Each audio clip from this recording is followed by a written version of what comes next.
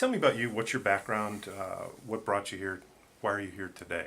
You know, why did you create P.A.R.K? Why did I create P.A.R.K? From the loss of my daughter Debbie. Sure.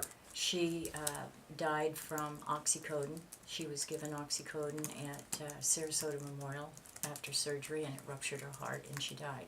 At Sarasota? Not at Sarasota. That's where she first got oxycodone, was due to surgery. And prior to that, for 13 years, she had been in a horrific car crash, and every bone in her body was broken. She died twice.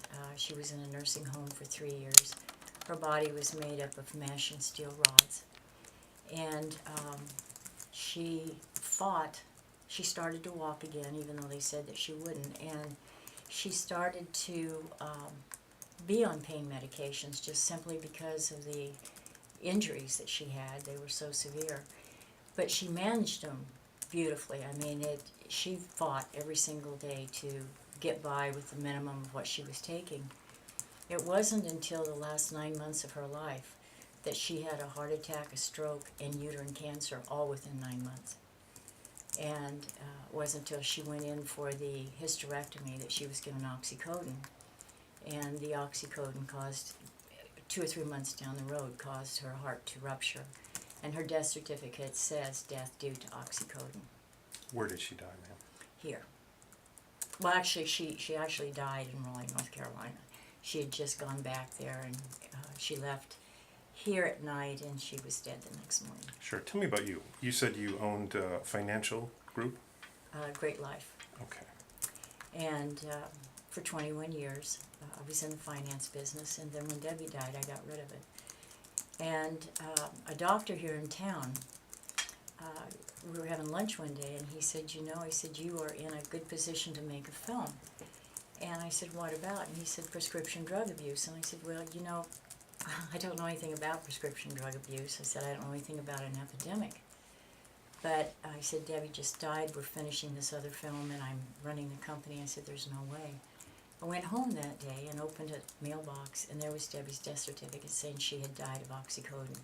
And there were 2 deaths within 2 hours of the same drug. So I went back to him, and I said, if you will teach me what I need to know about the medication side of it, I will research and find out if, in fact, we have an epidemic. And so the way this started, and I'll give you some visual here so that you can see it. This was actually Debbie on December 1st, 13 years ago. This was the car accident that she was in. What was her date of death? Her date of death was March 2nd, 2011. And so I created this poster, which is the one that you see behind me here, and I called it Oxycodone Prescription for Death. And I wrote a letter that simply says, if you've been affected by this epidemic and you'd like to share your story, please contact me. And I put an email address down there. Problem was I didn't have any email places to send it out.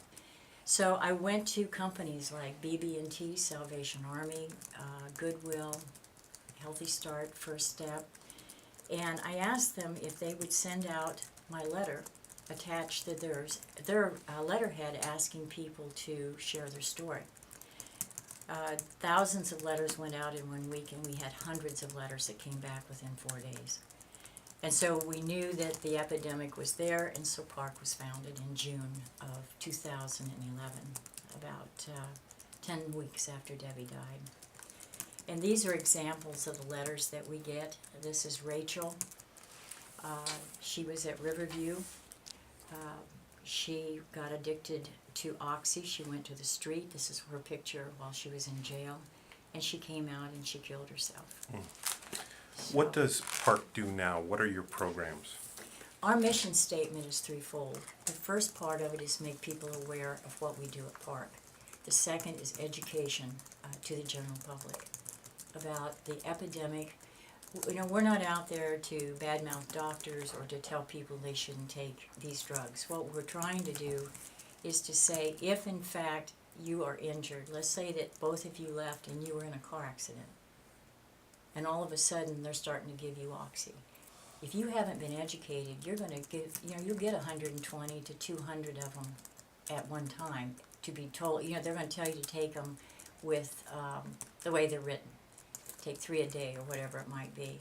Well, the type of drug that it is, when you start taking the first one, that starts the chain of events. So if you are educated on what these drugs do, and the doctor wants to give them to you, now you can make a decision. Yes, you'll take them, or no, you won't. Sure. How do you bring, what's the third part, your third program? The third part is accountability to the pharmaceutical companies and to the medical field as a whole. Sure. Okay, what are your programs? What do you do? We have a complete program that is a chapter program that we just introduced nationally in December to a school system in Nebraska. And it is a complete turnkey program where you as an organization or a school or whatever it might be can take this program and duplicate what P.A.R.K has already done. And there are videos, there are PowerPoints, scripts, everything that you need to be able to go out and educate the public, including candlelight visual flyers and letters of endorsements that we have from national companies. Which school district is using this? In Nebraska, North Platte school system. And they're using this program? Yes. We went to the University of Miami and met with Donna Shalala and with her representatives. And they liked the program so well that they made it mandatory that their students in the freshman class come through our class. So this program is in use at the University of Miami? As our lecture, we came out and lectured to them. Oh, okay. They don't have the chapter program. We didn't even have it available at the time that we were out there. It's brand new. Again, the same thing with these stories that we get from all these people. The Teehees, their son was murdered. Sure. The stories just go on and on. And P.A.R.K really deals more with the death side of this epidemic than they do the recovery. We're not involved with recovery. We're not involved with counseling or anything like that. We are there for people to have a place to go when they've lost someone. That's one part of it. The second part is that any organizations or groups that want us to come out and speak and lecture on this, we have all the literature. We've designed everything so that people have visuals as well as the story behind it. And Debbie has been the inspiration, if you will, for P.A.R.K even starting. Sure. And that's really what we do on a day-to-day basis. So you have these and you go out and speak? Yes, Those are this the is a programs. complete chapter program here. Okay. Everything you need for education is in here that we've already created and done.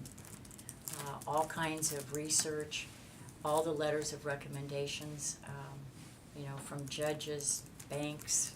How would a school use these letters of recommendation?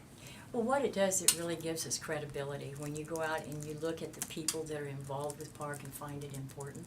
Okay.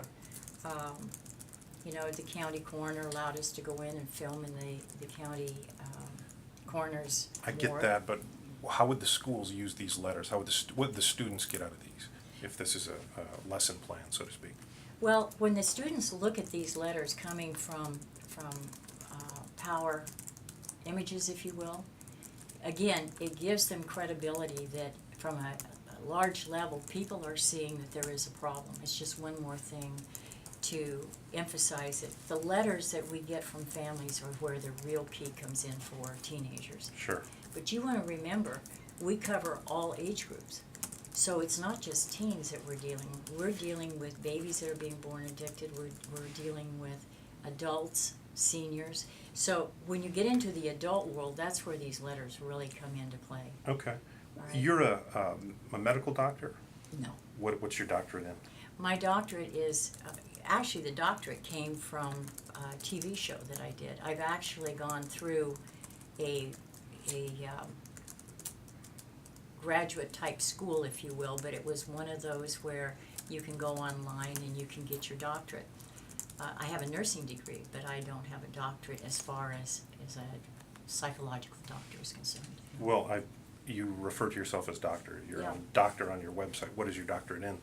My doctorate is in business as far as the certificate is concerned, but the actual doctorate came from a television show when I had a television show for 3 years. That's where it came into. Where'd you get your doctorate? What school? It's right there if you'd like to take a picture. Strasbourg University. Isn't that a diploma mill? Could be. What do you mean it could be? Well, they had my grade scores for my schools and everything else when I got this, so I guess you could say that it is. I don't know. I'm confused. I've never looked at it as being a pill mill because I worked No, in no, no, medicine. diploma mill, not a pill mill. Oh, yeah, I meant diploma. No. Did you attend classes and take tests and everything for the doctorate, or No, you sent No. them a check, or what? didn't send them a check either. So you didn't have to pay any money for No, that? we They just did not. gave it to you? They gave it to me. It's Okay. almost like an honorary doctorate. Well, it doesn't say honorary on it. No, it doesn't. And you're referring to yourself as Wait a doctor. minute. I'm just confused. Let me ask you something. Why are we going this route when you're here about the film? I'm here about the film, I'll get to the film, but before I get to the film, I'd like to talk about you and your background. Some people have raised some questions about your doctorate. Really? I'd like to talk to you about that. Well, You don't want to talk about I that? don't want to talk about that. We were here to talk about the film. And we will talk about the film. Tell me about the film. Well, the film has been 1.5 years in the making, and again, it is what P.A.R.K is all about. It's to educate the general public about this epidemic. And this is where our focus should be, Sure. is on the film and the works that P.A.R.K does, not on who I am as far as school is concerned. I'd be happy to Well, do you're that asking with people. you. You are asking people for money. You're asking people for donations. They should know that they should be able to trust you.